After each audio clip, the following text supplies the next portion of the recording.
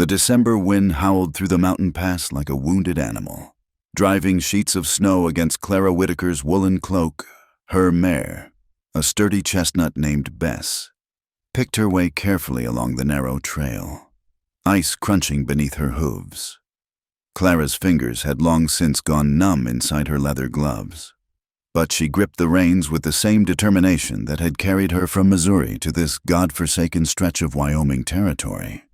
She had been riding for 3 days now, stopping only when Bess needed rest or when the darkness made travel impossible. The rejection still stung, not just the words themselves, but the way Thomas Hartwell had looked at her when he said them. "You're a fine woman, Clara," he'd said, his eyes sliding away from hers. "But a man needs a wife who looks like a wife, not someone who could near about arm wrestle him for the plow." Clara's jaw tightened at the memory. She stood 5 feet 10 inches in her boots, with shoulders broadened by years of hauling water and working her late father's small farm. Her hands were rough from the needles. She'd been the best seamstress in Cedar Falls, able to mend anything from delicate lace to thick canvas. But none of that had mattered to Thomas, or to any of the other men who'd courted her briefly before finding excuses to call on the smaller, softer girls in town. The storm was worsening. What had started as light flurries that morning had transformed into a proper blizzard, the kind that could bury a person where they stood. Clara squinted through the white veil, searching for any kind of shelter. She'd passed the last town hours ago, and according to the map the stable hand had sketched for her, the next settlement was still a day's ride ahead if the weather held, which it clearly had no intention of doing. Then she saw a thin column of smoke rising from the mountainside, barely visible through the driving snow. Where there was smoke, there was fire, and where there was fire, there was shelter. Clara turned Bess toward the smoke, praying whoever lived there would take pity on a stranger. The cabin materialized out of the storm like something from a fairy tale, though there was nothing magical about its construction. It was built of rough-hewn logs, chinked tight against the weather, with a stone chimney that sent that blessed smoke into the gray sky. A small barn stood nearby, its door secured against the wind. Someone had stacked firewood under the eaves, enough to last through a long winter. This was the home of someone who knew how to survive in this harsh country. Clara slid from the saddle, her legs nearly buckling after so many hours of riding. She led Bess to the lee side of the cabin, where the wind wasn't quite so fierce, and knocked on the heavy wooden door. The sound seemed to disappear into the storm. She knocked again, harder this time, and heard movement inside. The door opened, and Clara found herself looking up something that rarely happened at a man holding an oil lamp. He was tall, maybe 6'2", with the kind of broad shoulders that came from splitting wood and breaking horses rather than any softness of living. His hair was dark, a little too long, as if he cut it himself with sheep shears when it got in his way. He wore a plain flannel shirt and canvas pants, and his feet were in thick wool socks. But it was his eyes that caught her gray as the winter sky, steady and calm as he took in the sight of her, a tall woman in men's riding clothes, covered in snow, standing on his doorstep in the middle of a blizzard. He didn't ask her name, didn't ask what she was doing out in weather that could kill. He simply stepped aside, pulling the door wider. "Come in," he said. His voice was low, rough from disuse or perhaps from the cold. "Wind's fixing to get worse." Clara hesitated for just a moment. A woman alone. Entering a strange man's home, it went against everything she'd been taught. But the alternative was freezing to death, and something in those gray eyes told her she had nothing to fear from him. "My horse," she managed through chattering teeth. He nodded. "Bring her around to the barn. I'll help."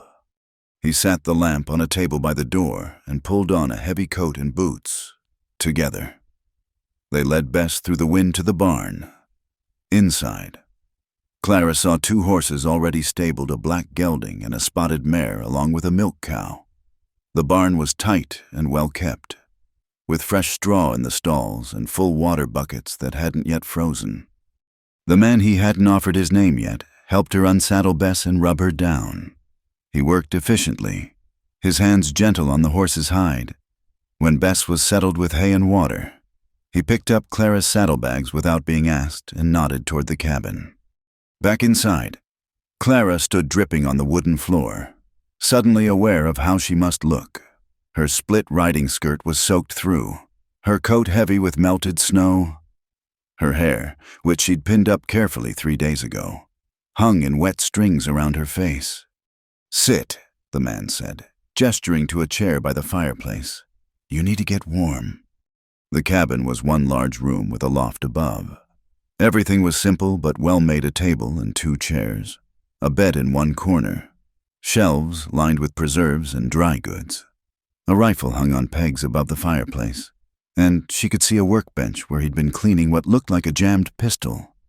Clara sank into the chair, unable to stop shivering.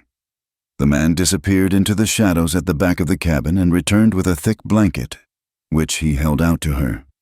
"You'll need to get out of those wet things," he said matter-of-factly. "There's a curtain you can pull." He indicated a rope strung across one corner of the room. "I'll make some tea." Clara took the blanket, her frozen fingers barely able to grip the rough wool. Behind the curtain, she peeled off her sodden clothes, hanging them on pegs she found there. The blanket was large enough to wrap around herself twice, and it smelled of wood smoke and something else: leather, maybe, or horses. Clean, honest smells. When she emerged, the man had his back to her, busy at the small stove. A kettle was beginning to steam. He'd pulled the other chair closer to the fire and sat a pair of thick wool socks on it. "Those'll be too big," he said without turning around. "But they're dry." Clara pulled on the socks. They came up nearly to her knees and settled back in the chair. The warmth from the fire was almost painful on her frozen skin, but she held her hands out to it anyway. The man brought her a tin cup of tea. It was strong and bitter, but the heat of it spread through her chest like a blessing. He sat in the other chair, picking up the pistol he'd been working on, and they sat in silence while the storm raged outside. Finally, Clara found her voice. "Thank you," she said. "I thought I might freeze out there." He glanced up from his work. "Would've, likely. Storm came up fast. Caught me by surprise too, and I've been watching the weather." He had a way of talking that was spare, but not unfriendly, as if words were something to be used carefully. "I'm Clara," she offered. "Clara Whitaker."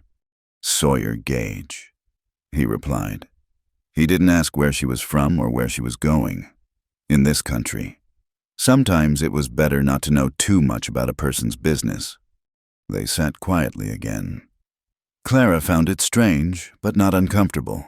After years of trying to make conversation at social gatherings, of trying to be charming and witty and feminine enough to hold a man's interest, the silence was almost restful.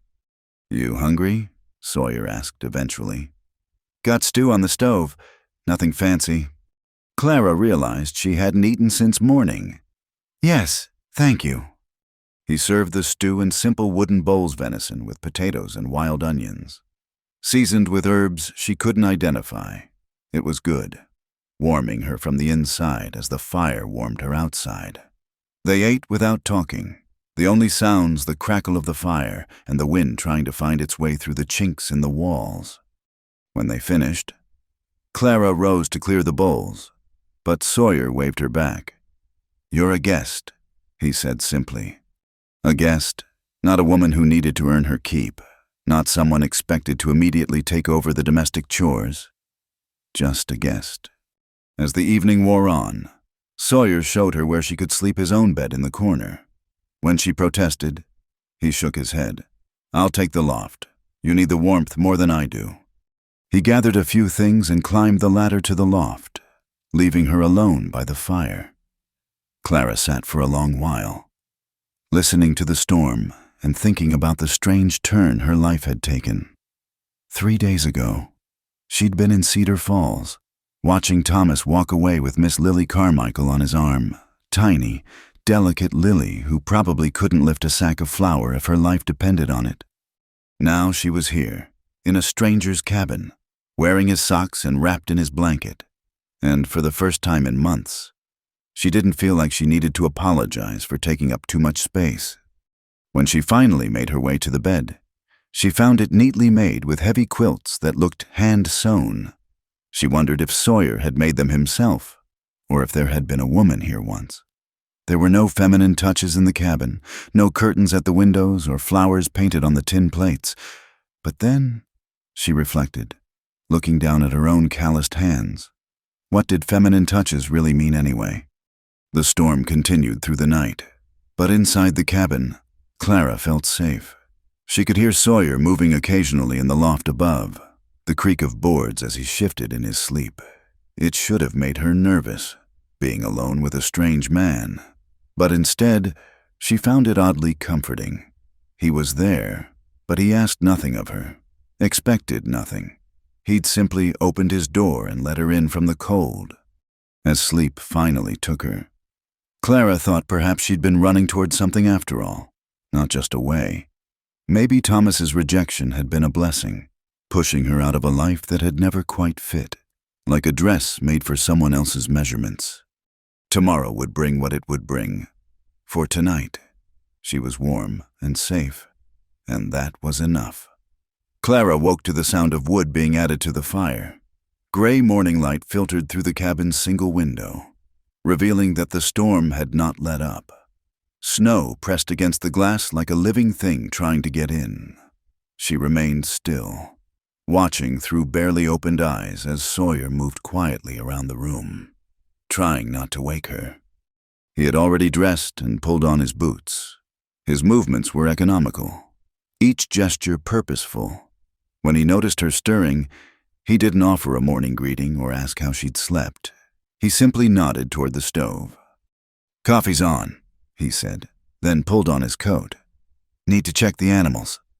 After he left, Clara rose and dressed quickly in her now dry clothes. They smelled of wood smoke from hanging by the fire all night. She poured herself coffee. It was strong enough to float a horseshoe, as her father used to say, and stood by the window, watching Sawyer make his way to the barn through knee-deep snow. She found herself studying her reflection in the dark glass, even distorted by the poor mirror of the window. She could see what Thomas and all the others had seen. Her jaw was too strong, her shoulders too broad. Where other women had delicate collarbones that looked like bird wings, she had the sturdy frame of someone built for work. Her hands, wrapped around the tin cup, were large and capable, the nails cut short and practical. Not feminine enough. Thomas had said she'd heard variations of those words her whole life. At church socials, she towered over the other girls, feeling like a plow horse among thoroughbreds. Men would dance with her once out of politeness, then spend the rest of the evening with partners who had to tilt their heads back to look up at them. The cabin door opened, bringing a swirl of snow and cold. Sawyer stomped his boots on the threshold and hung his coat on a peg. "Horses are fine," he reported. "Your mare's got a good appetite." Clara turned from the window. "I should help with the chores. I'm not used to sitting idle." He looked at her then, really looked at her, and she fought the urge to hunch her shoulders and make herself smaller. "I can see that," he said finally. "Your hands tell the story." She glanced down automatically, expecting to see judgment in his eyes when she looked back up. But he had already turned away, busying himself with something on the workbench. "There's eggs if you want breakfast," he said. "Hens are still laying despite the cold." Clara found the eggs in a basket by the stove, along with a slab of bacon wrapped in cheesecloth. She set about making breakfast, moving around the small kitchen area with the ease of long practice. Cooking was one of the few domestic arts she'd mastered, though even there she'd been told she cooked like she was feeding field hands rather than preparing delicate meals for a family. They ate in companionable silence, sitting across from each other at the rough table. Clara noticed that Sawyer didn't seem to find anything odd about her appetite. She ate like she always did, like someone who worked hard and needed fuel, and he simply passed her more bacon without comment. After breakfast, she insisted on washing the dishes while he returned to his work on the jammed pistol. She could feel him watching her sometimes, quick glances when he thought she wasn't looking, but it didn't feel like the scrutiny she was used to, the measuring looks that found her wanting. It was more like he was trying to figure something out.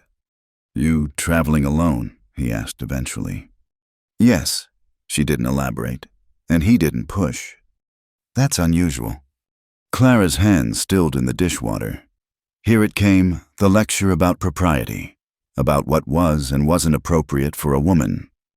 "Dangerous, too," he continued, his attention back on the pistol. "Not many folks would chance these mountains in winter without good reason." She resumed washing, choosing her words carefully. "Sometimes staying is more dangerous than leaving." He made a sound that might have been agreement and said no more about it. The day stretched on, strange and suspended. Outside, the storm continued its assault on the mountain.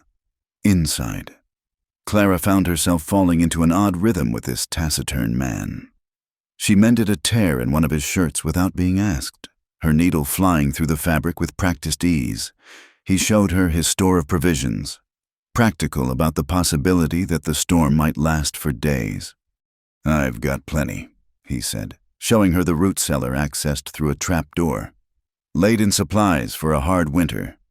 She helped him bring up potatoes and carrots for dinner, noticing how he moved through the small space without ever crowding her, without ever making her feel like she was in the way despite her size. As afternoon wore on, Clara found herself relaxing in a way she never had around men. She didn't have to make herself smaller, didn't have to speak in a softer voice or pretend to be delicate. When she lifted the heavy kettle from the stove, Sawyer didn't rush to help her.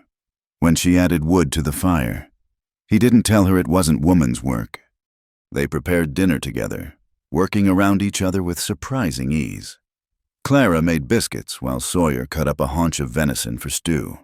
She noticed him watching her knead the dough, her strong hands working the flour and lard together. "You've done that before," he observed. "Every morning for 15 years?" She replied, "After my mother died, I took over the household. Pa needed to eat, and he wasn't partial to delicate cooking. Nothing wrong with food that sticks to your ribs." It was the longest speech he'd made all day, and Clara found herself smiling. "That's what I always thought. But apparently, men want wives who cook like they're feeding hummingbirds." The words came out more bitter than she'd intended. She felt heat rise in her cheeks and focused on shaping the biscuits, wishing she could take them back. "Then they're fools," Sawyer said simply, and went back to cutting meat. After dinner, as they sat by the fire again, Clara felt compelled to fill the silence. She was used to being told she was too quiet, not engaging enough, so she tried to make conversation. "Have you lived here long?" she asked. 5 years. "It's very remote." "That's the idea." She tried again. "Do you run cattle?" "Some, enough to get by." Each attempt at conversation hit a wall of short answers, but not in an unfriendly way. It was more like he didn't see the need for unnecessary words. Finally, Clara gave up and let the silence settle around them like a blanket. That's when Sawyer surprised her. "You keep trying to make yourself fit," he said, not looking at her. "Like you're squeezing into a space too small for you." Clara's breath caught. "I don't know what you mean." He did look at her then, those gray eyes steady and perceiving. "You make yourself quiet when you think you're talking too much. You pull your shoulders in when you walk past me. You're trying to be something you're not." The words stung because they were true. She'd been doing it her whole life, trying to make herself acceptable, trying to be the kind of woman men wanted. "I've been told often enough what's wrong with me," she said stiffly. "Too tall, too strong, too much for weak men to handle." Sawyer finished.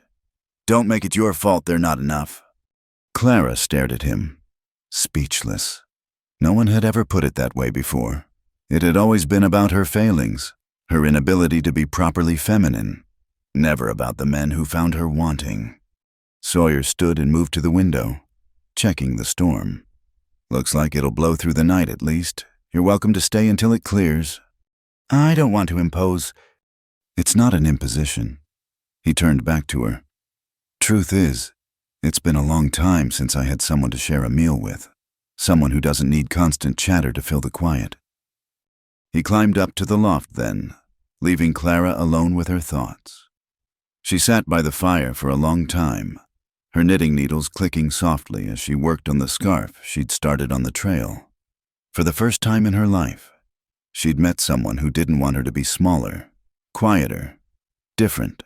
Someone who saw her trying to compress herself into an acceptable shape and called it what it was, unnecessary.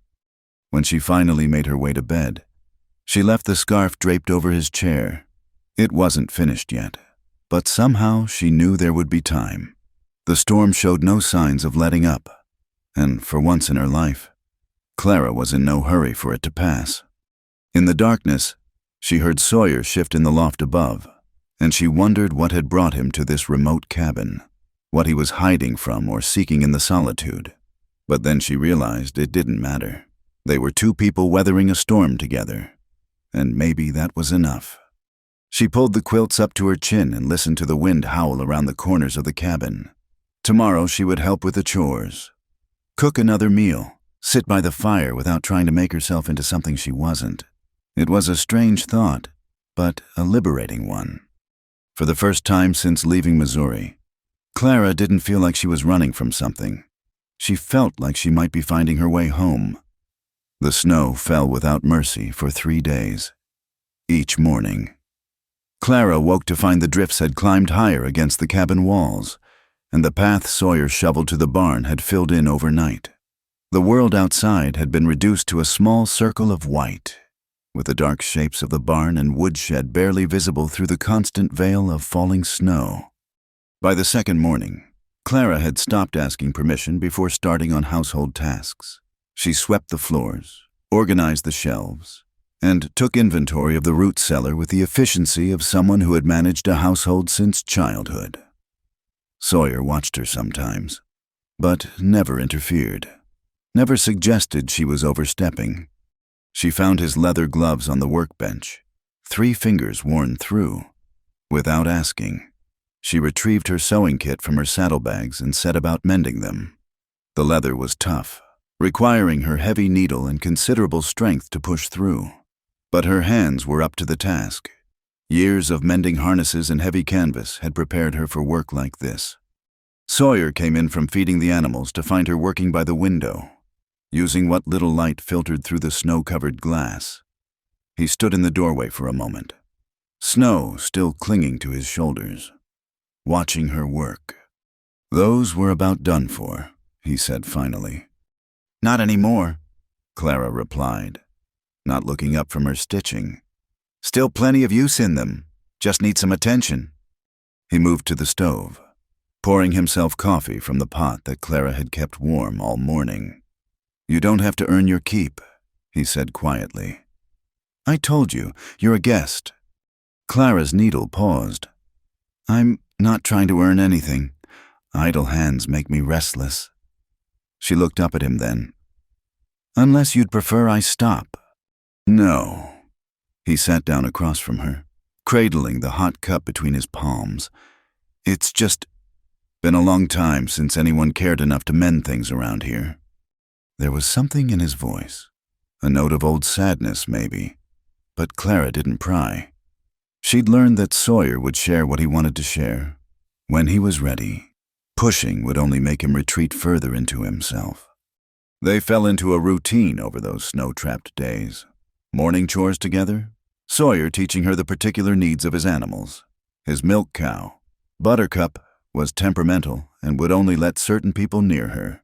But she took to Clara immediately, standing placidly while Clara's strong hands worked the udder.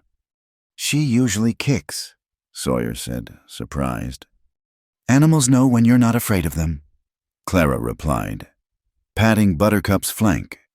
"I've been milking cows since I was tall enough to reach." Afternoons were for indoor work. Clara mended everything she could find that needed mending: shirts, socks, a torn feed sack, the frayed edge of a saddle blanket. Sawyer worked on his equipment, oiling tack and cleaning his rifles, occasionally reading from one of the few books on his shelf. She noticed he favored his left shoulder sometimes, rolling it carefully when he thought she wasn't looking. On the third afternoon, after watching him struggle to reach a high shelf, she spoke up. "Old injury." He glanced at her, then nodded. "Horse threw me 2 winters back, landed wrong."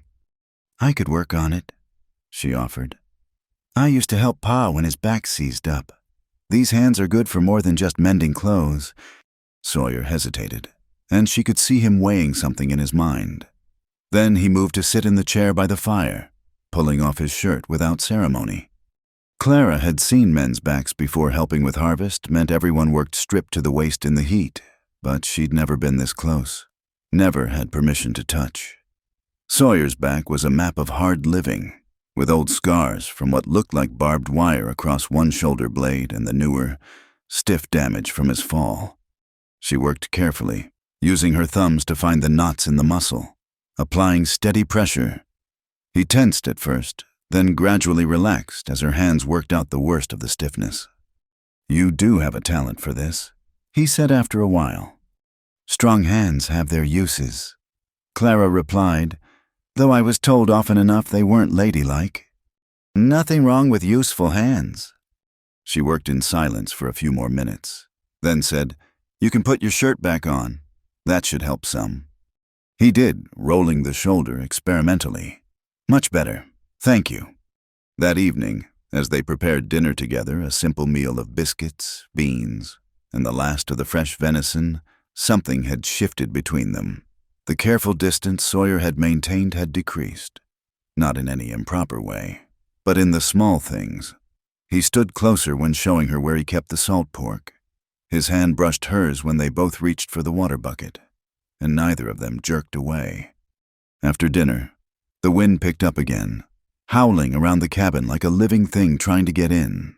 The walls creaked and groaned under the assault, and snow filtered through tiny gaps in the chinking. "Built this place myself," Sawyer said, noticing her glance at the walls. "First winter, I about froze. Didn't know what I was doing with the chinking. Had to redo it all come spring." "You did well," Clara said. "It's held up to this storm." "Had good reason to build it strong." He was quiet for a moment, then added, "Came out here to get away from people. Figured if I was far enough from everyone, I couldn't disappoint anyone else." Clara understood that feeling too well. Sometimes disappointing them is just existing in a way they don't expect, or not being able to save them when they need it. The words hung in the air between them, heavy with unspoken meaning. Clara didn't ask who he hadn't been able to save. She could see the weight of it in the way he held his shoulders, the careful way he moved through the world, as if he was always braced for another failure. Instead, she rose and retrieved the scarf she'd been knitting. "This is almost done. Figured you could use it, working outside in weather like this." Sawyer took the scarf, running his fingers over the tight, even stitches.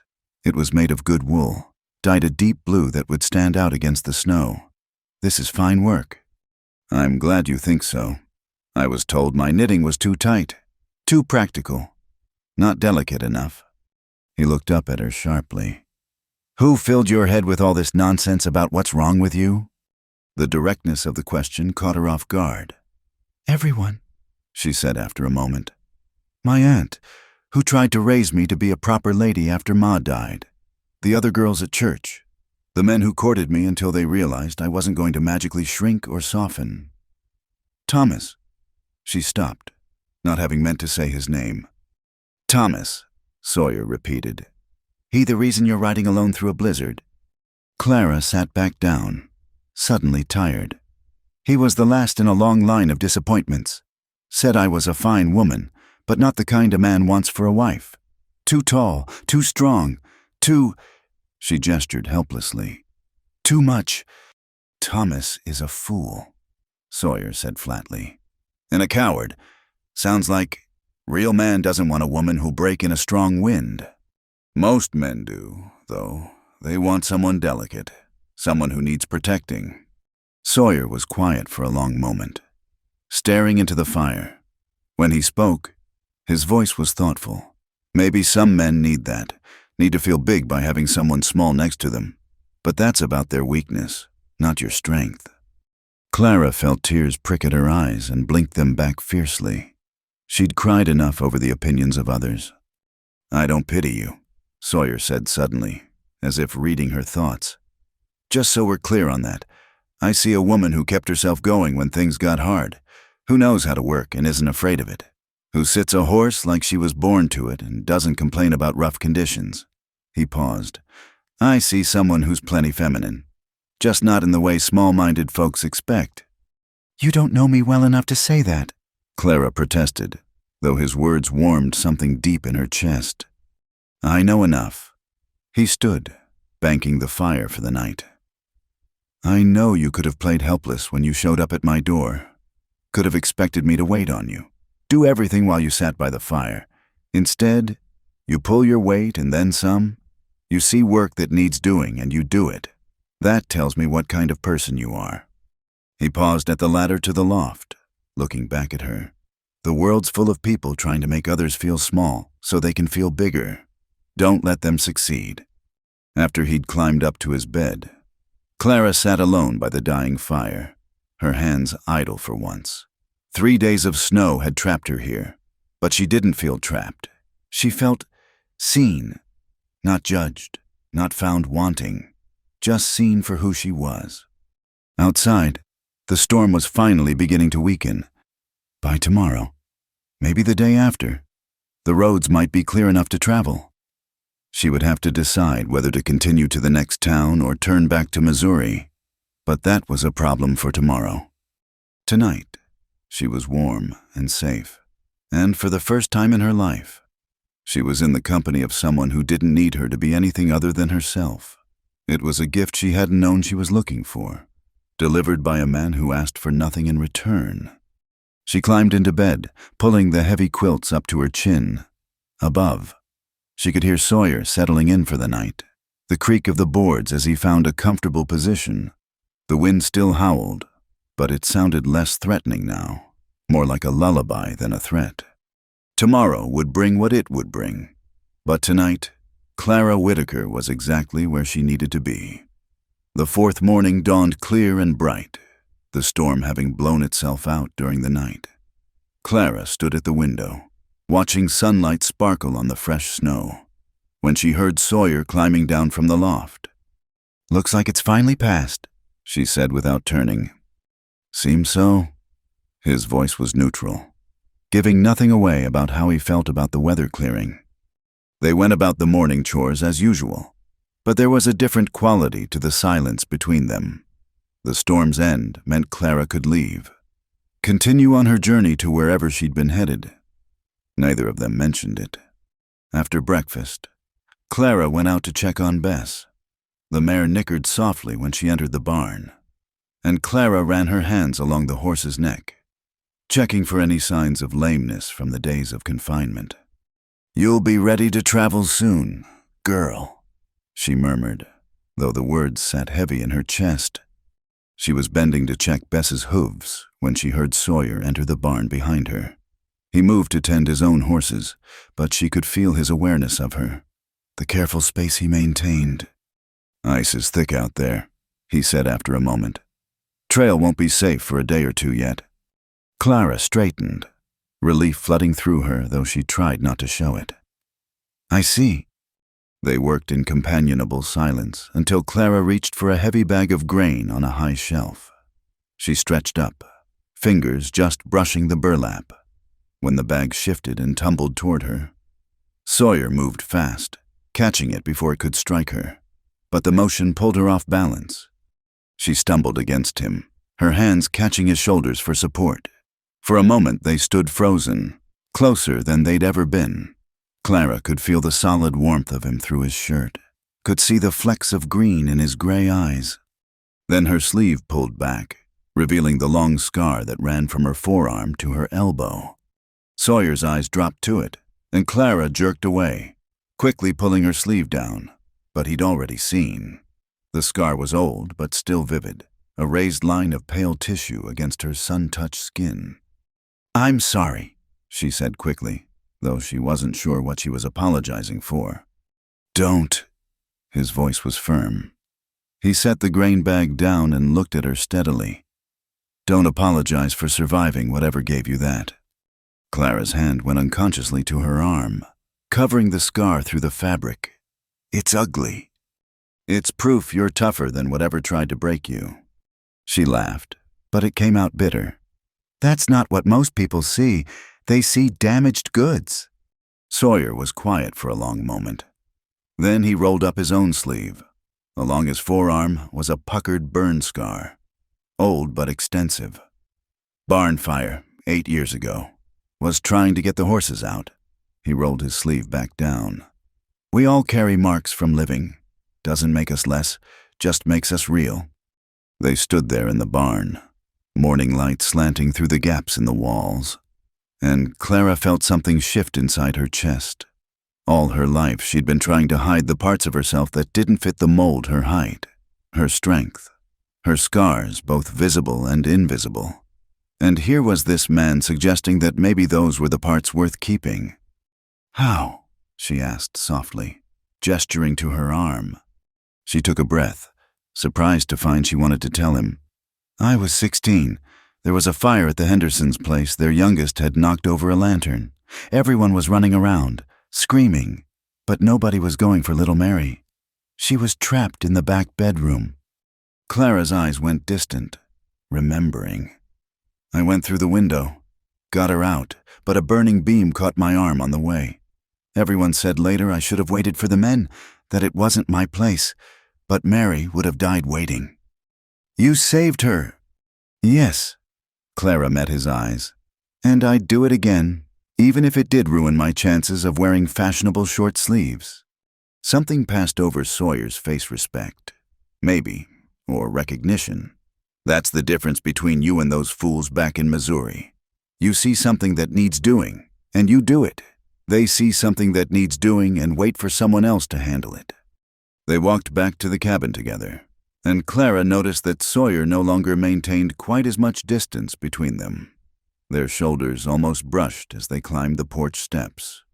Inside, Clara went to change her dress. The sleeve had torn slightly in the barn, and found herself moving without the usual care to stay behind the curtain completely. She wasn't careless about her modesty, but she no longer felt the need to hide, to make herself invisible. When she emerged, Sawyer was at his workbench, but he'd laid something on the table. It was a shirt, one of his, with a partially sewn sleeve. I'm no good with a needle, he said without looking up. Started this last winter, but couldn't get it right. If you're looking for something to keep your hands busy. Clara picked up the shirt, examining his attempted stitches. They were crooked and uneven, clearly the work of someone unused to fine needlework. I can fix this. She settled by the fire with the shirt and her sewing basket. As she worked, carefully removing his flawed stitches and starting fresh, she found herself talking about her mother, who'd died when Clara was 12, about taking over the household, the cooking and cleaning and mending for her father and 3 brothers, about learning to hide the parts of herself that made other women whisper and men uncomfortable. Sawyer listened without interrupting, occasionally making a sound of understanding. When she talked about Thomas's rejection, his hands stilled on the leather he was working. This Thomas, he said carefully. Did he ever see you, really see you? Clara considered the question. No, he saw what he wanted me to be. I think he believed if he courted me long enough, I'd somehow transform into the kind of wife he actually wanted. Man who can't see what's in front of him doesn't deserve it. She looked up from her sewing to find him watching her. And what do you see? Sawyer held her gaze.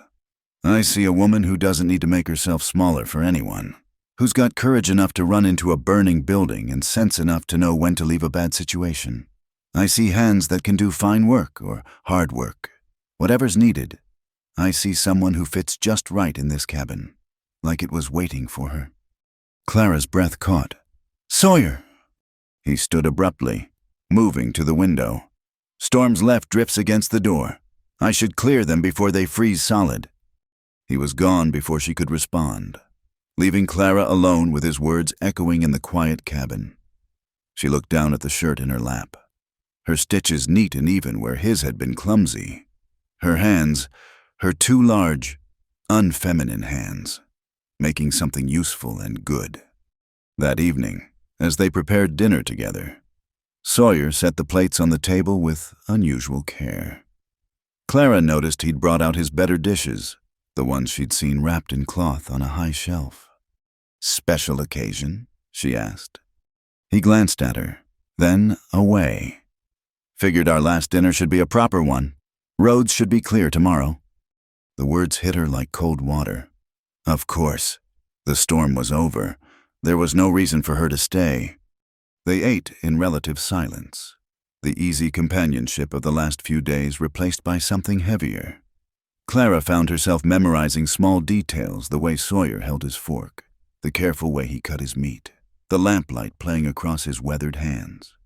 After dinner, he surprised her by bringing out a small wooden box. "My mother's," he said, opening it to reveal a simple gold locket. "Been meaning to sell it, but never could bring myself to." He held it out to her. "Want you to have it?" Clara stared at the locket. "I can't take that." "It's not charity," he said gruffly. It's just been sitting in that box for 5 years. Seems wrong, keeping beautiful things hidden away." Their fingers brushed as she took the locket, and this time neither of them pulled away immediately. "Thank you," she whispered. They sat by the fire after that, closer than usual, the space between their chairs reduced to mere inches. Clara worked on finishing his shirt while Sawyer read aloud from one of his book's poetry. Surprisingly, his deep voice giving weight to words about wild places and freedom. When it came time for bed, Clara paused at the curtain. "Sawyer, what you said earlier, about me fitting here." He looked up from banking the fire. "I meant it." She nodded, unable to find words for the feeling building in her chest. Tomorrow she would leave. Continue on to the next town. Try again to find a place where she belonged. But tonight, in this cabin with this man who saw her truly, she already knew what belonging felt like. The knowledge that she would have to leave it behind was a physical ache, sharp as any scar. The wind returned that 6th night, not with the fury of the blizzard, but with a low, mournful howl that rattled the shutters and sent drafts through every small gap in the cabin walls. Clara couldn't sleep. She lay in the bed, listening to the familiar creaks and groans of the cabin that had become home in just a few days. Tomorrow, the roads would be clear enough. Tomorrow, she would saddle Bess and ride away from this place. The thought sat like a stone in her chest. She heard movement from the loft and then the soft sound of Sawyer climbing down the ladder. She kept her breathing even, feigning sleep, but watched through barely open eyes as he moved to the fireplace. He added a log, then stood there, one hand braced against the mantel, staring into the flames. In the firelight, she could see the tension in his shoulders, the way he rolled the left one carefully, a habit now, from the old injury. Without thinking, she rose from the bed, pulling the quilt around her shoulders. "Can't sleep either?" she asked softly. He didn't startle, as if he'd known she was awake. "Wind's got a bite to it tonight." Clara moved closer to the fire, close enough that she could feel the heat on her face and the warmth radiating from where Sawyer stood. They stayed like that for a long moment, side by side, watching the flames dance. "I've been thinking," Sawyer said finally, his voice low and rough, "about what you said, about people telling you what's wrong with you." Clara waited, knowing he would continue when he was ready. "My wife," he stopped, took a breath. "Catherine, she was everything people said a woman should be. Small, delicate, pretty as a spring flower, could sing like a bird and made the finest needlework in 3 counties. Clara's heart sank. Of course there had been a wife. Of course he was comparing her to someone who had been everything she wasn't. "She died 6 years ago," Sawyer continued. "Fever took her. She was so fragile, it burned through her in days. There was nothing I could do." His hand clenched on the mantel, knuckles white. After People said I should have taken better care of her, should have moved to town where the doctor was closer, should have known she was too delicate for frontier life. He laughed, bitter and short. They were probably right. I brought a hothouse flower out to wild country and expected her to bloom. That wasn't your fault, Clara said quietly. Maybe not, but I learned something from it. He turned to look at her then, firelight catching in his eyes. Learned that what's beautiful in a parlor might not survive in the real world.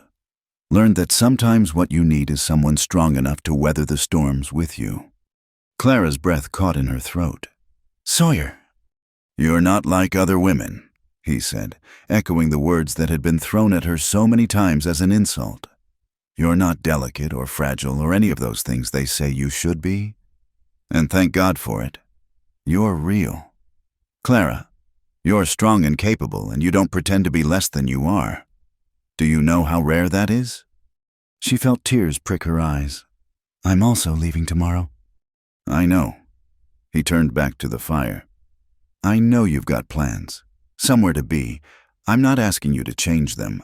Just wanted you to know. You're not wrong, how you are. You're just right. Clara's hands clenched in the quilt. All her life she'd waited to hear those words. And now they came from a man she had to leave. I don't have plans, she admitted. I was just running. No destination in mind except away. Sawyer went very still. No family expecting you? No. My brothers are all married, scattered across Missouri and Kansas. Pa died last spring. No position waiting. Clara shook her head. I thought I'd find work in the next town. Seamstress work, maybe, or cooking. I'm not afraid of hard work.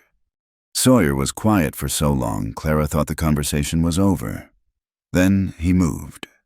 Just a step, closing the distance between them until they stood shoulder to shoulder. There's work here, he said carefully. If you wanted it. Cabin needs a woman's touch, real work, not just decoration. I need help with the preserving come summer. And there's more mending than I can keep up with. The vegetable garden's gone to ruin since... He paused. Since I've been alone. And Buttercup likes you better than she's ever liked me. Clara's heart was pounding so hard she was sure he must hear it. Are you offering me a job? I'm offering you a place, he said simply. A home, if you want it. No expectations, no impropriety. Just a place where you don't have to pretend to be anything but what you are. Clara turned to face him fully, the quilt sliding from her shoulders. And what if I want more than that? The question hung between them, bold and dangerous. Sawyer's eyes widened slightly, and she saw him swallow hard. Clara, you said I fit here. She pressed on, finding courage she didn't know she possessed. Like the cabin was waiting for me. Well, maybe I was waiting too. Maybe I was waiting to find somewhere I didn't have to make myself smaller. Sawyer reached out slowly, giving her time to step back, and touched her face. His hand was rough from work, but gentle. So gentle. You sure you know what you're saying? I'm saying that tomorrow I could saddle my horse and ride to the next town and the next, looking for a place where I belong. Or I could stay here. Where I already belong, where someone sees me as I am and doesn't wish I was different. His thumb traced along her cheekbone. You deserve better than a broken-down rancher hiding from the world. And you deserve better than a woman no one else wanted, Clara countered. But maybe we could deserve each other. Something shifted in his face then, a wall coming down that she hadn't even realized was there. All week, he said softly. I've been watching you move around this cabin like you owned it, making it better just by being here, and I kept thinking how empty it was going to feel when you left. Then I won't leave. Clara, his voice was rough with emotion. I'm not an easy man. I don't talk much. I've got moods where I need to be alone. I'm set in my ways. And I'm too tall. Clara interrupted. Too strong. My hands are rough and I cook like I'm feeding field hands and I'll never be delicate or... He stopped her words by pulling her against him, enveloping her in an embrace that felt like coming home. She fit perfectly against him, her head tucked beneath his chin, her arms wrapping around his waist as if they'd done it 1,000 times before. "You're perfect," he murmured into her hair, "just exactly as you are." They stood like that for a long time, holding each other in the firelight while the wind howled outside. Clara felt the last of her walls crumble. All the defenses she'd built against a world that told her she was wrong somehow. In Sawyer's arms, she was right. She was home. When they finally pulled apart, Sawyer kept his hands on her shoulders, studying her face. "You're sure it's a hard life out here? Lonely sometimes. And I can't promise—" "I'm not asking for promises," Clara said. "I'm asking for a chance to build something real with someone who sees me truly." He smiled then, the first full smile she'd seen from him, and it transformed his weathered face. "Then stay and help me make this place into something more than just a shelter from storms." Clara reached up and touched his face, mirroring his earlier gesture. "I already have." Neither of them moved to go back to their separate beds. Instead, they sat together before the fire. Clara tucked against Sawyer's side, his arm around her shoulders. They didn't need words now. Everything important had been said. Outside, the wind began to die down, and through the window, stars appeared between the scattered clouds. Tomorrow would dawn clear and bright, perfect weather for travel. But Clara wouldn't be traveling anywhere. She'd found what she hadn't even known she was looking for, not just a place where she could be herself, but someone who celebrated who she was. As the fire burned low and Sawyer's breathing deepened beside her, Clara thought about all the times she'd been told she was too much or not enough, all the ways she'd tried to compress herself into an acceptable shape, all the rejections that had led her to that desperate flight through a blizzard. She'd thought she was running away from something. Now she understood she'd been running towards Sawyer and this cabin, and a life where she could stand at her full height, use her full strength, be her complete self. The last log crumbled into embers, sending up a shower of sparks. Sawyer stirred, pressing a kiss to the top of her head. "We should bank the fire," he murmured. "In a moment," Clara said, not ready to let go of this perfect peace. "All the moments you want," he replied. "We've got time now." And they did. All the time in the world. Here in this cabin where the wind couldn't touch them and the world's opinions couldn't reach. Where a woman who'd been told she was wrong her whole life could finally, simply, be right. The next morning dawned crisp and clear, with sunlight streaming through the frost-etched windows. Clara woke slowly, still in the chair by the now cold fireplace, a blanket tucked around her that she didn't remember pulling up. Sawyer was already moving about the cabin, trying to be quiet, but the floorboards betrayed him with their familiar creaks. "Morning," she said, stretching muscles stiff from sleeping upright. He turned from the stove where he was heating water for coffee. "Didn't mean to wake you." "I'm glad you did." She stood, folding the blanket carefully. "We have work to do." Something passed over his face relief. Maybe that she hadn't changed her mind in the light of day. "Same work as always. Animals need tending." "Our animals," Clara corrected gently, and saw the way his hands stilled on the coffee pot. They went about the morning chores together, but everything felt different now. When their hands brushed reaching for the water bucket, neither pulled away. When Clara struggled with the frozen latch on the chicken coop, Sawyer stepped behind her, his hands covering hers to work the mechanism free. The touch lingered a moment longer than necessary, and Clara felt warmth spread through her that had nothing to do with the morning sun. After breakfast, Sawyer announced he needed to repair some broken boards in the barn's back wall. Clara followed, bringing her mending to work on while keeping him company. She settled on a hay bale, spreading out one of his work shirts that needed patching. "That wind last night did more damage than I thought," Sawyer said, examining the splintered boards.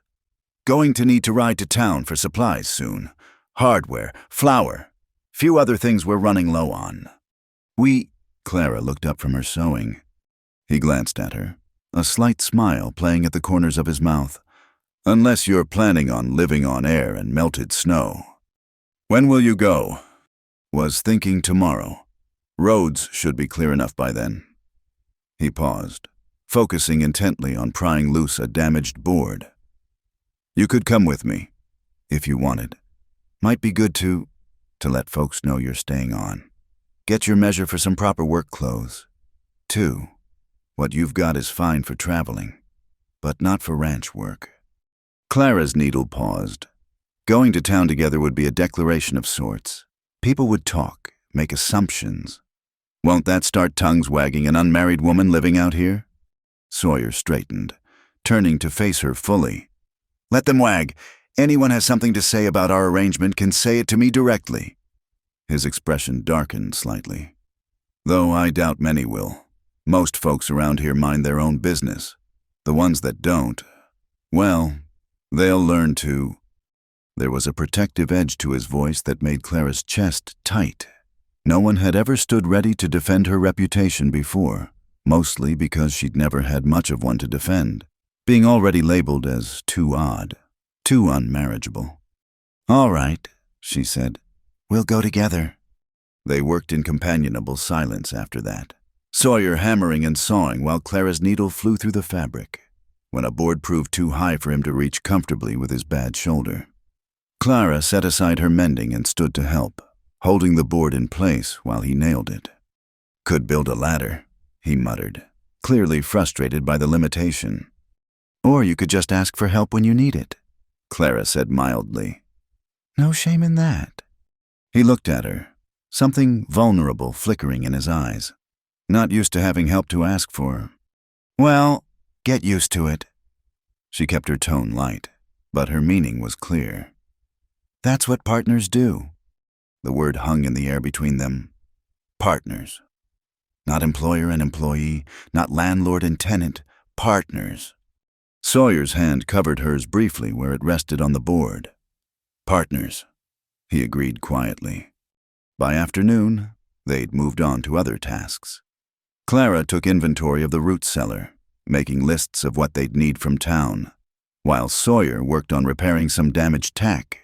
When she emerged from the cellar, she found him struggling to thread a heavy needle through thick leather. Here, she said, taking it from him. Her fingers brushed his, and she felt him tense slightly. Your eyes aren't what they used to be. Nothing about me is what it used to be, he said wryly, though I was never much good at close work anyway. Clara threaded the needle easily and handed it back, but stayed close, watching him work.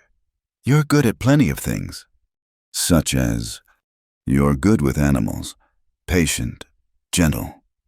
She reached out, her hand hovering near his arm for a moment before making contact.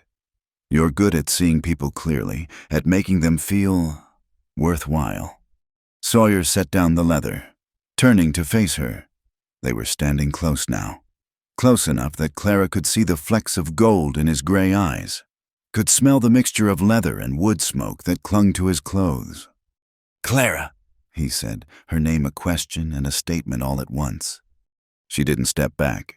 Instead, she reached up, her hand touching his face like she had the night before.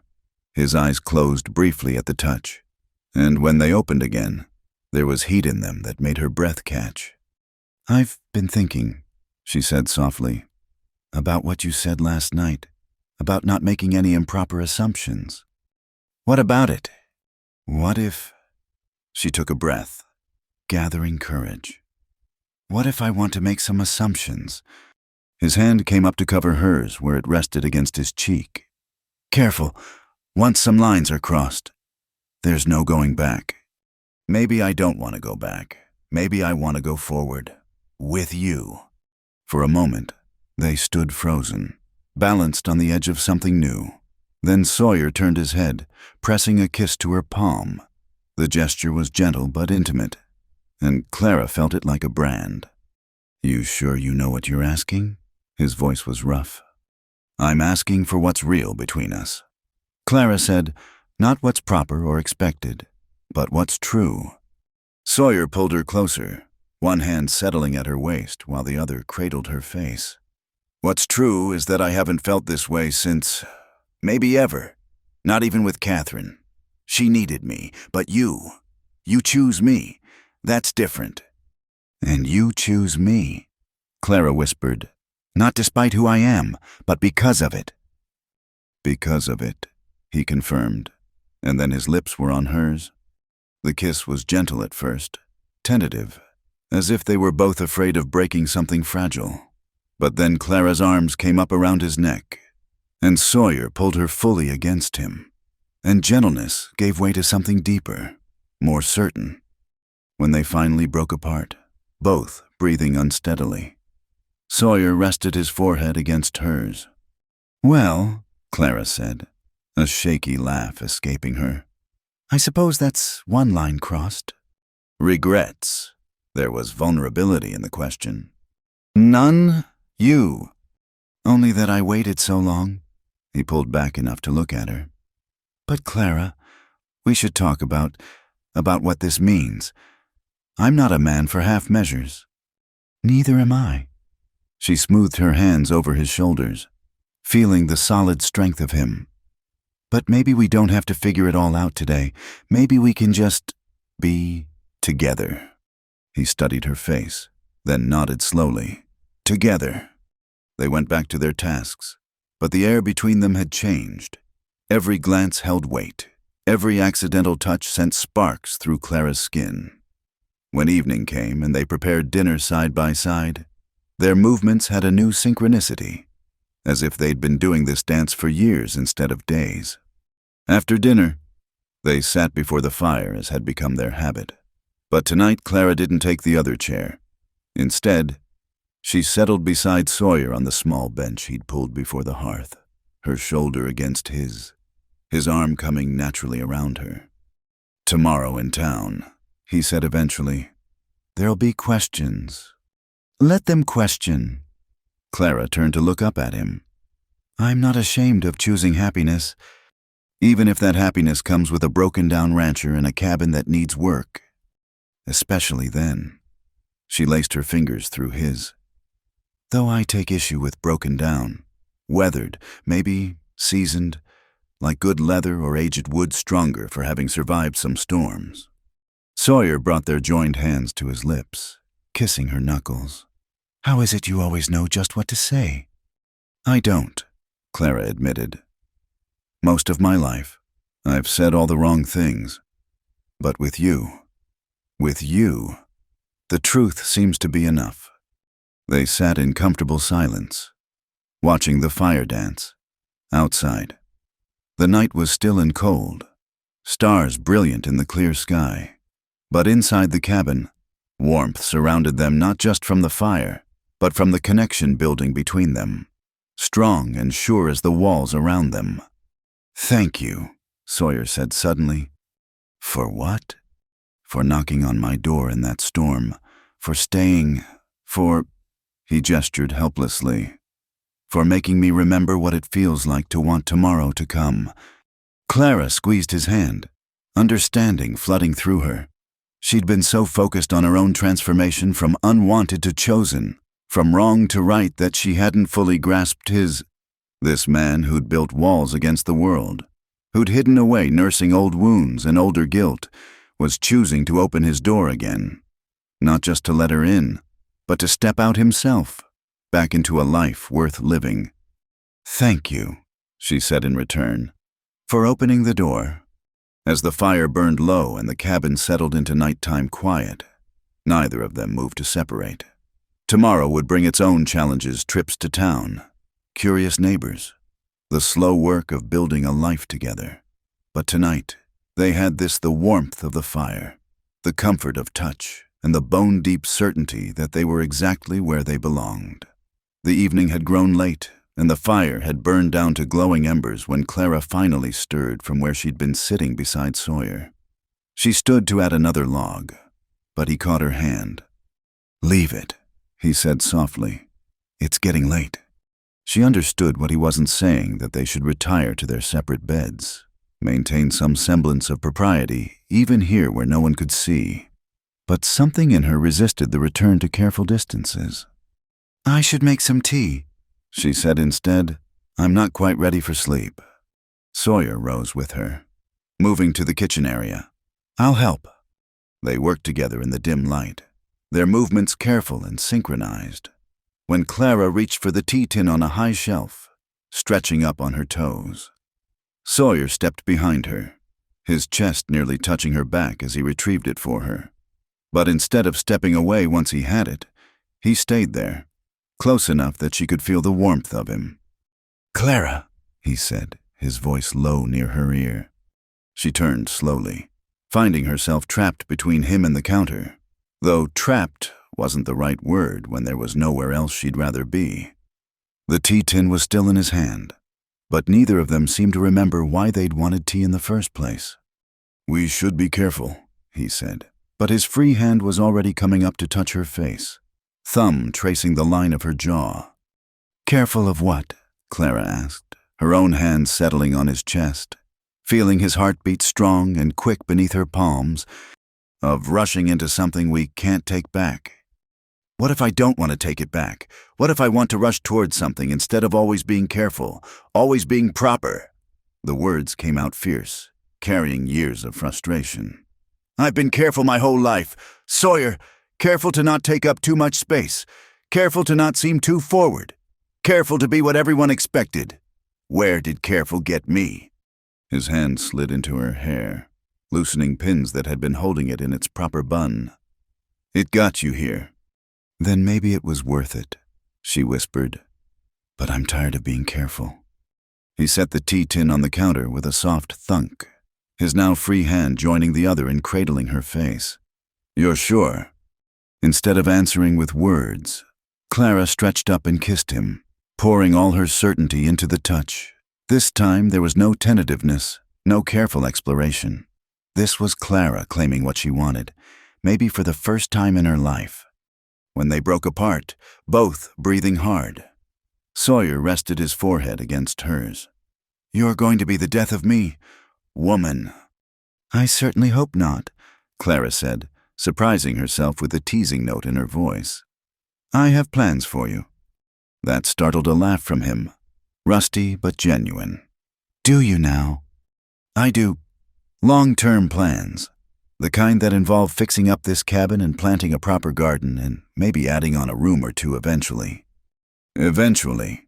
His hands had moved to her waist, holding her close. "Well, we'll need more space. For things, storage, a proper pantry."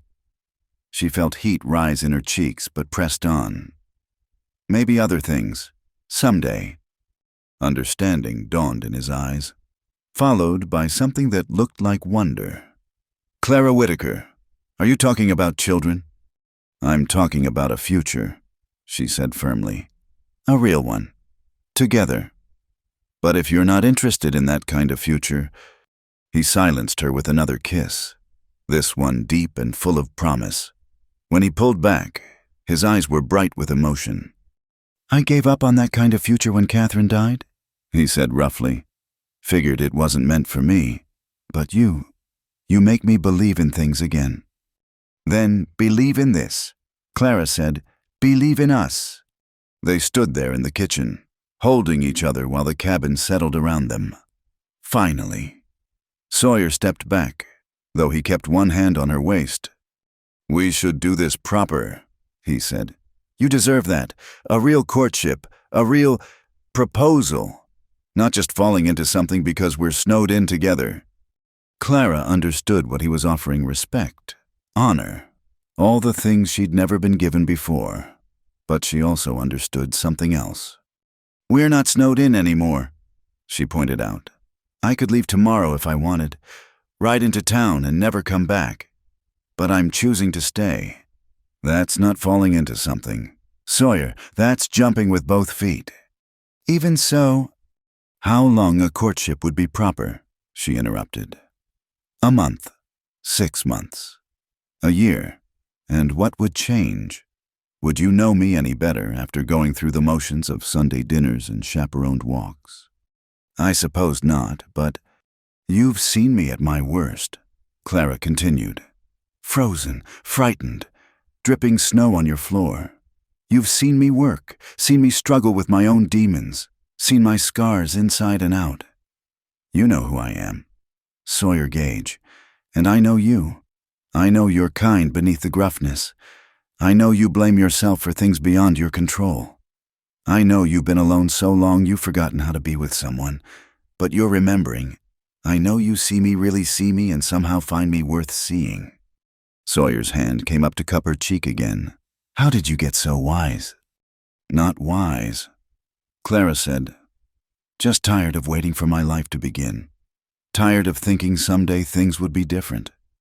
What if someday is now? What if we choose to make it now? He studied her face in the dim light, and she could see him wrestling with convention, with propriety, with all the rules that said they should wait, should be careful. All right, he said finally. But we do this right. Tomorrow in town, we see the preacher. Make it official. I won't have anyone questioning your honor. Clara's heart leapt. You're proposing? I'm proposing? He shifted, discomfort crossing his features. I know it's not romantic, no flowers or fancy words, and I should probably be on one knee, but my bad shoulder... Clara stopped him with a finger to his lips. I don't need flowers or fancy words. I just need you. You have me, he said simply. If you want me.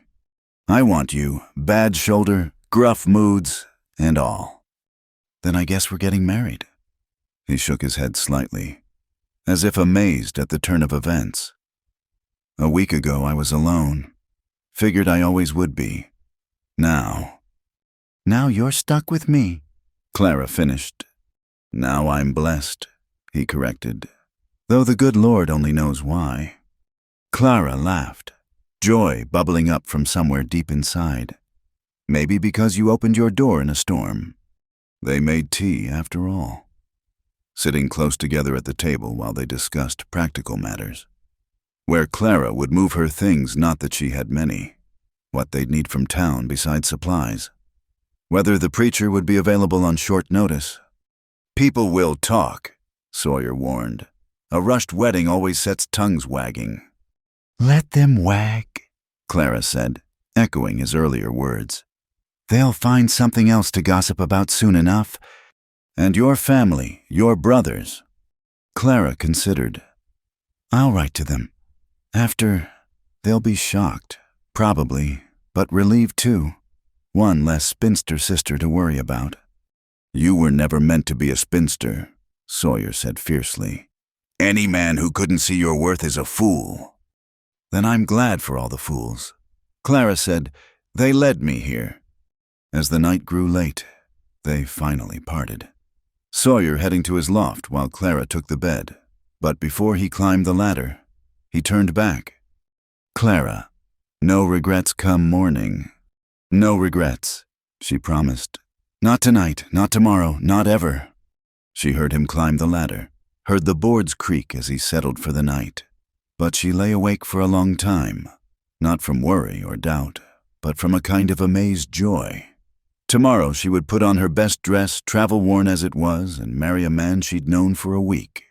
It should have felt rash, dangerous, foolish. Instead, it felt like coming home. The cabin was quiet now. Just the occasional pop from the dying fire, and Sawyer's breathing from above. Clara touched the locket at her throat, the one that had been his mother's. Tomorrow it would be truly hers, along with his name, his home, his future.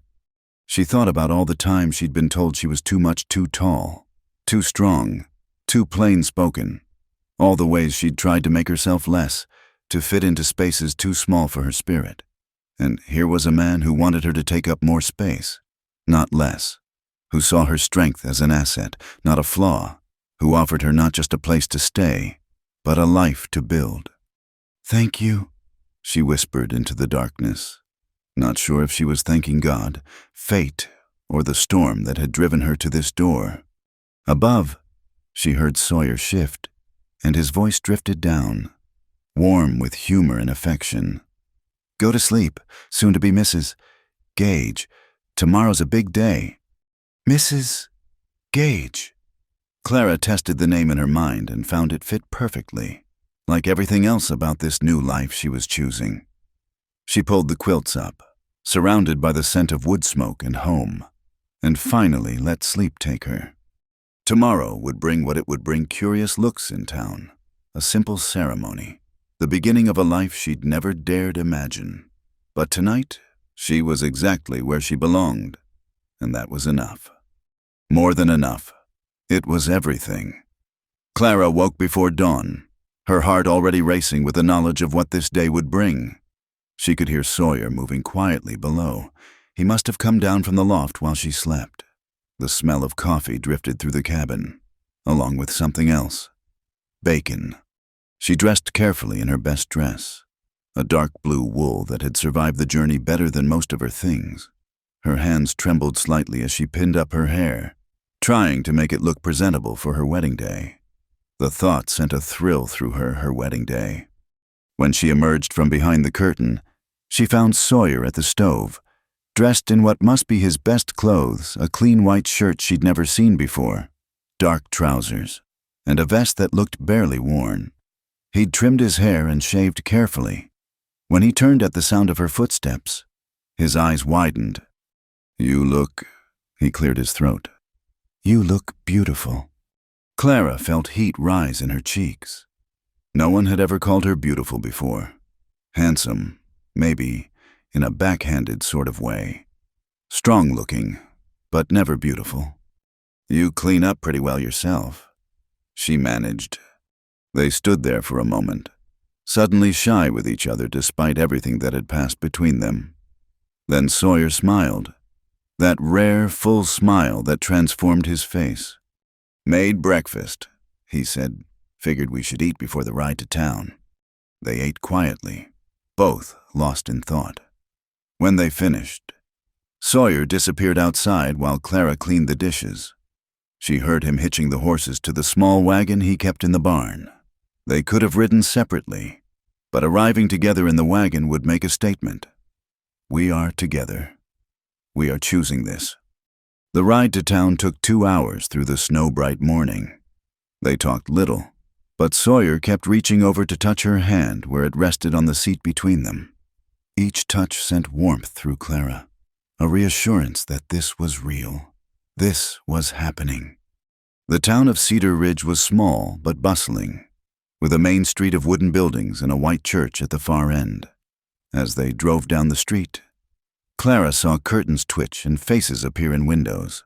By the time they reached the general store, it seemed half the town knew something was happening. "Let them look," Sawyer murmured, helping her down from the wagon. His hands lingered at her waist, possessive and protective. "Give them something worth seeing." They entered the store together, and Clara was immediately aware of the conversation stopping, the eyes turning their way. Mrs. Henderson, the shopkeeper's wife, hurried over, her face bright with curiosity. "Sawyer Gage, haven't seen you in town for weeks. And who's this?" "This is Clara Whitaker," Sawyer said calmly. "Soon to be Clara Gage. We're here for supplies and to see Reverend Morrison." "Mrs." Henderson's mouth fell open. Around them, Clara heard the whispers start. She straightened her spine, lifted her chin, and smiled at the older woman. "Pleased to meet you, Mrs. Henderson. Sawyer's told me you stock the best fabric in 3 counties. When did you—" Mrs. Henderson spluttered. "Clara came to the ranch last week," Sawyer said, his hand finding the small of Clara's back. "Got caught in that blizzard. We found we suit each other just fine." "Last week, Mrs." Henderson's voice rose to a squeak. "But that's so sudden." "Sometimes you know," Clara said simply. "When something's right, you just know." They spent an hour in the store, gathering supplies while the whole town seemed to filter through to get a look at them. Clara bore the scrutiny with calm dignity, answering questions when asked directly but offering no more information than necessary. Yes, she was from Missouri. Yes, she'd been traveling alone. No, she had no family locally. Yes, she was truly marrying Sawyer Gage today. Through it all, Sawyer stayed close, his presence a solid comfort. When Mr. Garrett from the feed store made a sly comment about catching a husband right quick, Sawyer's eyes went cold. "Miss Whitaker didn't catch anything," he said quietly. "I'm the one who's blessed. Any man here would be lucky to have a woman like her choose him." The words silenced the snickers, and Clara felt her heart swell. She'd never had anyone defend her like this, never had anyone proclaim publicly that she was a prize worth winning. When they finally made it to the church, Reverend Morrison was waiting, having been alerted by what seemed like half the town. He was a thin, kind-faced man who looked at them both with shrewd eyes. "This is rather sudden. Sawyer," he said carefully, "are you both certain this is what you want?"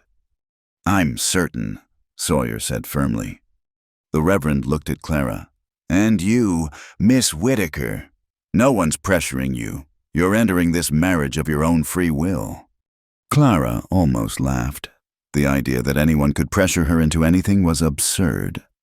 "Reverend Morrison, I rode through a blizzard to get away from a life that didn't fit. I found something better than I was looking for. Yes, this is my choice, my free and joyful choice." The Reverend studied her for another moment, then nodded. "Well then, let me get my wife to witness. Unless you brought witnesses." They hadn't thought of that, but it didn't matter. Within minutes, word had spread, and the church had a dozen people who volunteered to witness Sawyer Gage taking a wife. The ceremony was simple and short. Clara had no flowers, no veil, no white dress, but she had Sawyer's hands holding hers, steady and warm, and his eyes on her face as he spoke his vows. When he promised to cherish and protect her, his voice roughened with emotion. When she promised to honor and stand beside him, she meant every word. "I now pronounce you husband and wife," Reverend Morrison said, smiling. "You may kiss your bride." Sawyer cupped her face gently, mindful of their audience. The kiss was brief but tender, a promise of more to come when they were alone. When they parted, Clara heard several of the women sigh. After signing the church register, they were surrounded by townspeople offering congratulations. Some seemed genuine, others merely curious. Clara noticed how Sawyer handled them all polite but distant, making it clear they wouldn't be lingering. "You'll bring your wife to the church social next month, Mrs.?" Morrison asked hopefully. "We'll see," Sawyer said noncommittally. "Ranch keeps us busy." As they were leaving, a young woman Clara's age stopped them. She was tiny and delicate, with china blue eyes and golden curls. Everything Clara wasn't. "Sawyer," she said breathlessly, "I heard. Is it true you're married?" "True enough. Beth," Sawyer said, his hand firm on Clara's back. "This is my wife. Clara, this is Beth Winters." Something in his tone made Clara look more closely at the woman. There was history here. She could feel it. Beth's eyes traveled over Clara, taking in her height, her strong frame, her work-worn hands. "I see," Beth said faintly. "Well, congratulations, I suppose." "Thank you," Clara said pleasantly. "It was nice to meet you." They left Beth standing there and made their way back to the wagon. As Sawyer helped her up, Clara couldn't help but ask, "Old flame?" "Something like that," Sawyer said shortly. "Long time ago, before Catherine." "She's very pretty." Sawyer looked at her sharply. "She's very delicate, very proper, very small." He swung up beside her, taking the reins. "Everything I thought I wanted when I was young and foolish. Thank God she turned me down." "She turned you down?" Clara couldn't hide her surprise. "Said I was too rough around the edges, too serious, not social enough for her tastes." He clicked to the horses, starting them toward home. "Did me a favor, though it took me years to see it. Catherine was delicate too, though not shallow like Beth. But I learned delicate doesn't last out here. Delicate breaks." He reached over and took Clara's hand. "You won't break." "No," Clara agreed. I won't. The ride home was quiet but comfortable. Clara kept looking at the simple gold band on her finger, Sawyer's mother's ring, which he'd produced from his pocket at the church. It fit perfectly, as if it had been waiting for her. As they neared the ranch, Sawyer spoke again. I know it wasn't much of a wedding, no reception, no wedding breakfast, no... It was perfect. Clara interrupted. I've been to fancy weddings, Sawyer, all for show, half of them. This was real. This was us. That's all I wanted. He brought her hand to his lips, kissing her knuckles. How did I get so lucky? We both got lucky. Clara said, we found each other. When they pulled up to the cabin, Sawyer came around to help her down, but instead of just taking her hand, he swept her up into his arms. What are you doing? Clara gasped, laughing. Carrying my bride over the threshold, he said, as if it was obvious. It's tradition. I'm too heavy your shoulder. Hush, he said, already striding toward the door. You're my wife now. Let me do this right. He carried her into the cabin and set her down gently, but didn't immediately let go. They stood there in the doorway, arms around each other, both a little breathless. Welcome home, Mrs. Gage, Sawyer said softly. I've been home since the night I knocked on your door. Clara replied, this just makes it official. He kissed her then, truly kissed her, with no audience to worry about, no propriety to maintain. When they finally broke apart, Clara felt dizzy with joy and possibility. So, she said, trying to catch her breath, what does a rancher's wife do first? Sawyer grinned, that rare, boyish expression that made him look years younger. First, she lets her husband make her dinner. Then we'll see. Clara laughed, happiness bubbling up like a spring. That sounds like a fine start to married life. And it was, as the afternoon sun slanted through the windows of the cabin that was now truly theirs. Clara knew that every hard mile, every rejection, every moment of feeling wrong had led her here to this place where she was perfectly, completely right. She was home. She was chosen. She was loved. She was exactly where she belonged. The fire had burned low again, casting dancing shadows across the cabin walls. Outside, a light snow had begun to fall, muffling the world in quiet. Clara sat in her chair by the hearth, but sleep seemed impossible. Every nerve in her body felt alive, aware of each sound Sawyer made as he moved about the cabin, banking the fire, checking the locks, preparing for the night. They had spent the evening in careful domesticity, preparing and eating dinner together, talking about ranch plans, discussing what needed to be done come spring. But underneath the normal conversation ran a current of awareness, of possibility. They were married now. The careful distances they'd maintained were no longer necessary. Clara heard Sawyer pause by the ladder to the loft, and her heart began to race. Would he climb up as he had every night before? The thought brought both relief and disappointment. Clara. His voice was soft in the dim light. She looked up to find him standing uncertainly by the ladder, one hand on the rung, even in the shadows. She could see the question in his eyes. It's been a long day, he said carefully. You must be tired. Clara rose from her chair, smoothing her skirts with hands that trembled slightly. Not so tired. They stood there, the width of the room between them, neither quite sure how to bridge it. Then Clara remembered what he'd said that morning. Sometimes you just know when something's right. She crossed to him, stopping just close enough that she had to tilt her head back to meet his eyes. We're married now, she said simply. We are. His hand left the ladder, coming up to touch her face. But I want you to know, there's no rush, no expectations. We can take our time figuring out how to be married. Clara leaned into his touch. What if I don't want to take our time? What if I want to start being married right now? Something flared in his eyes, heat and hope mixed together. Clara! I'm not some blushing girl. Sawyer, I know what marriage means. I know what I'm asking. She brought her own hand up to cover his. I'm asking for my husband.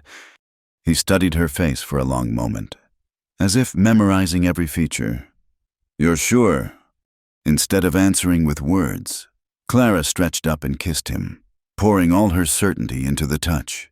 His arms came around her immediately, pulling her close, and she marveled again at how perfectly she fit against him.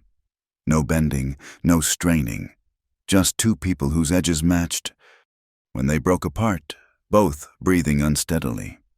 Sawyer rested his forehead against hers. You'll be the death of me, he murmured, but there was laughter in his voice. I already told you I have other plans for you, Clara replied, surprised by her own boldness. But this was what marriage meant, wasn't it? The freedom to be bold, to want, to reach for happiness with both hands. Sawyer pulled back enough to look at her, and what she saw in his eyes made her breath catch. Come on then, wife. Let's go to bed. He took her hand and led her not to the ladder, but to the bed in the corner. Their bed now. Clara's heart hammered against her ribs. But it wasn't fear, it was anticipation, joy, the thrill of finally having something that was hers by right. Sawyer was gentle, patient, treating her like something precious but not fragile. When Clara's fingers fumbled with the buttons of his shirt, he covered her hands with his. There's no hurry, he said softly. We have all the time in the world now. I know, Clara said. That's what makes it wonderful. Later, much later, they lay entwined beneath the heavy quilts, listening to the snow whisper against the windows. Clara's head rested on Sawyer's chest, his heartbeat steady beneath her ear. One of his hands played idly with her hair, which had come completely unpinned and spread across the pillow like a dark river. I should tell you something, Sawyer said into the quiet. Clara tensed slightly. What? That first night, when you showed up at my door looking like you'd fought the mountain itself. I thought you were the most magnificent thing I'd ever seen. Clara lifted her head to look at him. I was half frozen and dripping snow everywhere. You were strong, he corrected, determined, real in a way I'd forgotten people could be. I took one look at you and thought, this one's different. This one won't break. Is that why you let me in? I let you in because you needed help. I let you stay because... He paused, searching for words. Because for the first time in 6 years, the cabin didn't feel empty. It felt like it was waiting for you to fill it up. Clara laid her head back down, blinking against the tears that threatened. I never expected this, she admitted. When I left Missouri, I was just running. I thought maybe I'd find work somewhere, build a quiet life alone. I never imagined I'd find you. Life's funny that way, Sawyer said. Gives you what you need when you stop looking for what you thought you wanted. They lay in comfortable silence for a while, the fire crackling softly across the room. Then Clara remembered something. That first night, she said, you slept by the door. You gave me your bed and slept on the floor by the door. Why? She felt him shrug. Wanted you to feel safe. Figured you'd been through enough without worrying about a strange man's intentions. And... He hesitated. And I was guarding the door, not to keep you in, to keep everything else out. The storm, the cold, the world that had hurt you enough to send you running. Wanted to stand between you and all of that, give you one night of peace. Clara's throat tight with emotion. She pushed herself up on one elbow to look down at him. You barely knew me. Knew enough, he said simply. Knew you deserved better than whatever you'd left behind. Sawyer Gage, Clara said, her voice thick. You are a good man. I'm a lucky man, he corrected, pulling her back down against him. Got a wife who sees more in me than I probably deserve. We're both lucky, Clara said firmly. We found each other. As the snow continued to fall and the fire burned lower, they talked in whispers about everything and nothing. About the ranch, about the garden Clara would plant come spring, about adding those rooms to the cabin eventually, about the life they would build together, day by day, season by season. I want to make this place beautiful, Clara said sleepily. Not fancy, just warm, welcoming, like a real home. It already is, Sawyer said, pressing a kiss to the top of her head. Has been since you walked through the door. Clara smiled against his chest. A week ago, she'd been Clara Whitaker, too tall, too strong, too much for the narrow life she'd been trying to force herself into. Now she was Clara Gage, wife of a man who thought her height was perfect, her strength an asset, her presence a blessing. The transformation felt like magic, but it wasn't. It was simpler than that and more profound. She hadn't changed, she'd just finally found a place where who she already was fit perfectly. I love you, she said quietly, the words coming easily, naturally. Sawyer's arms tightened around her. I love you too. Have since about the third day. I think, when you fixed my gloves without asking and made biscuits that reminded me what food was supposed to taste like. Clara laughed softly. That's what won you over mending and biscuits. That's what made me hope, he said. What won me over was watching you work beside me like you'd been doing it all your life. Like you belonged here. Like you belonged with me. I do belong with you, Clara said with quiet certainty. And you belong with me. Two broken people who make each other whole. Not broken, Sawyer corrected gently. Just waiting. We were just waiting to find each other. Outside, the snow continued to fall, blanketing the world in pristine white. But inside the cabin, two people who had been alone for too long held each other close, no longer waiting for their lives to begin. Their life together had already begun. Started by a knock on a door during a blizzard and sealed with promises made before God and the good people of Cedar Ridge. Now, in the quiet of their first night as husband and wife, they reveled in the simple miracle of being chosen, being wanted, being home. No more sleeping in the loft, Clara murmured drowsily. No more sleeping alone, Sawyer agreed.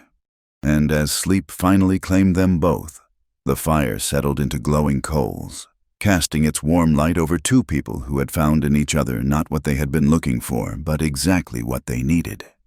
The morning would come soon enough, bringing chores and challenges and all the work of building a life together. But for now, in the peaceful dark of a winter night, Clara and Sawyer Gage held each other close and knew that they were exactly where they belonged, not just in this cabin, not just in this bed, but in each other's arms, in each other's hearts, in the life they would create together. They were home. Dawn came softly to the mountain cabin, painting the snow-covered peaks in shades of rose and gold. Clara woke slowly, momentarily disoriented by the warmth beside her, the steady breathing that wasn't her own. Then memory flooded back, and she smiled, burrowing deeper into Sawyer's embrace. She had wondered, in the days leading up to this moment, if the morning would bring awkwardness or regret. Instead, she felt only a deep contentment, a rightness that settled into her bones like the warmth from a well-tended fire. Sawyer stirred, his arms tightening around her. "Morning, Mrs. Gage," he murmured, his voice rough with sleep. "Morning, Mr. Gage," she replied, tilting her head to look up at him. His hair was mussed, his jaw shadowed with stubble, but his eyes were clear and warm as they met hers. No regrets. Only one, Clara said seriously. Concern flickered across his face. "What? That we wasted 6 whole nights sleeping in separate beds." His laughter rumbled through his chest, and Clara felt it everywhere they touched. "Woman, you're going to give me gray hair before my time."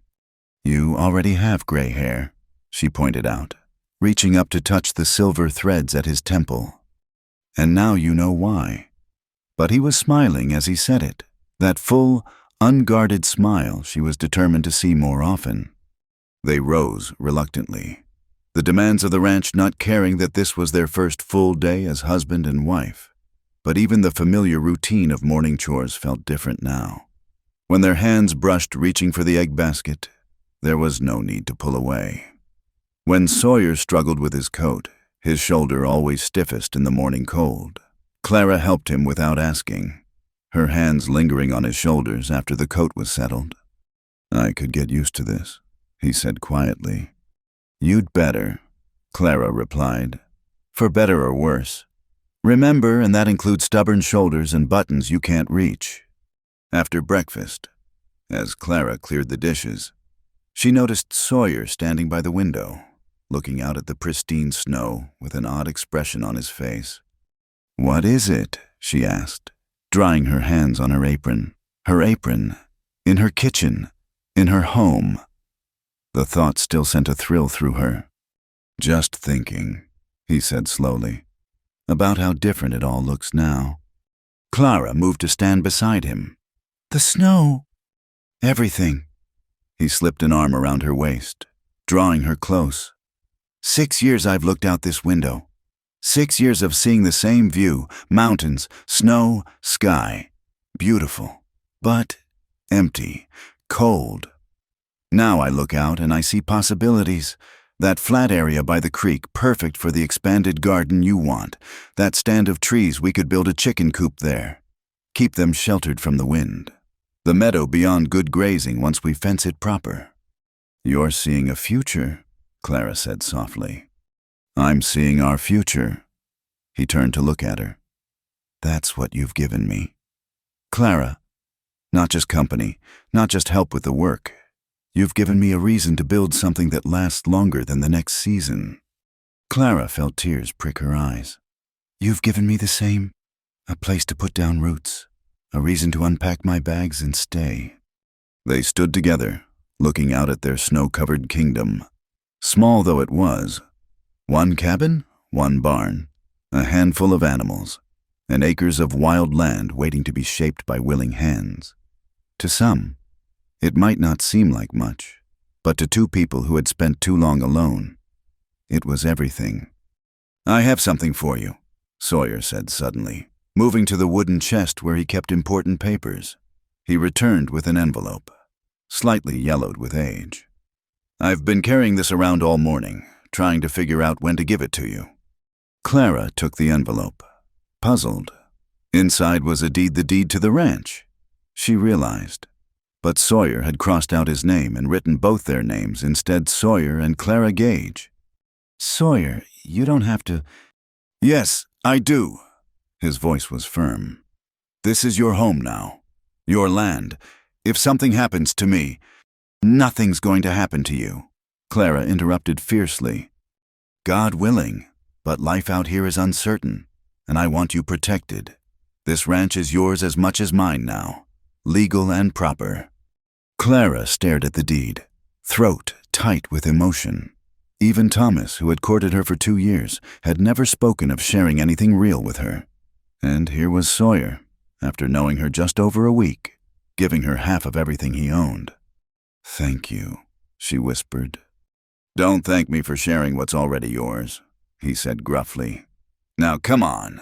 If we're going to get that chicken coop built come spring, we'd better start planning where exactly it's going." They spent the morning walking the property, Sawyer pointing out boundaries and explaining his plans, Clara adding her own ideas. The wind was cold, but the sun was bright, and Clara found herself laughing as they debated the merits of different locations for various improvements. "You're thinking too small," she told him at one point. "Why just 6 more chickens? Why not a dozen? And we could sell the extra eggs in town." "A dozen chickens is a lot of feed to buy." "Not if we grow our own. That southern field would be perfect for corn." Sawyer shook his head, but he was smiling. "Week ago I was content with subsistence.